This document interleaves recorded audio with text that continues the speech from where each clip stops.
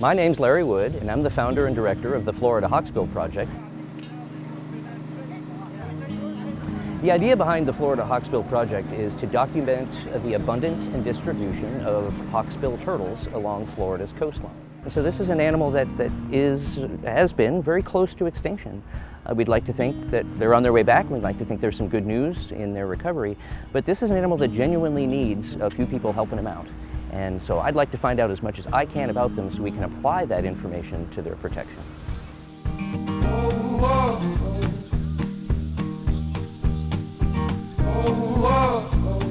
We're going to a site here in Jupiter, Florida, called Captain Curls. So all we can do is go have a look and see. I found a number of them here before, so there's no reason why we shouldn't find another one.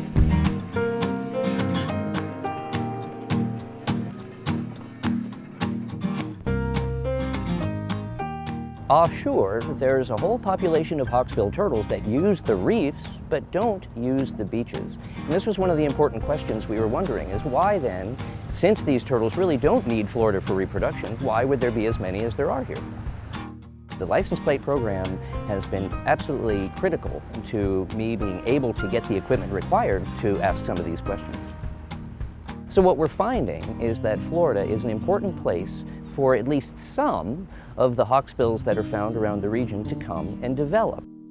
Hawksbill turtles, like many other sea turtle species, take a while to get old enough and large enough to reproduce themselves. That can be 20 years or more. So they have to find a place that's safe enough to grow up before they're even ready to go reproduce themselves. Once they find a spot to hang out, they tend to do so for quite a while in a fairly small location.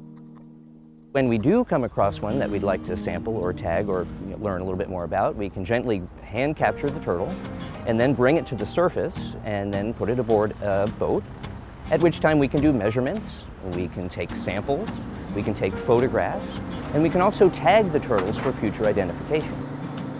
Okay. 46.6. We'd like to know a little bit more about how they move around the habitat. Satellite tracking devices can be very useful today. And we can really get answers nowadays to how they live in such a remote, far away, hard to find sort of place.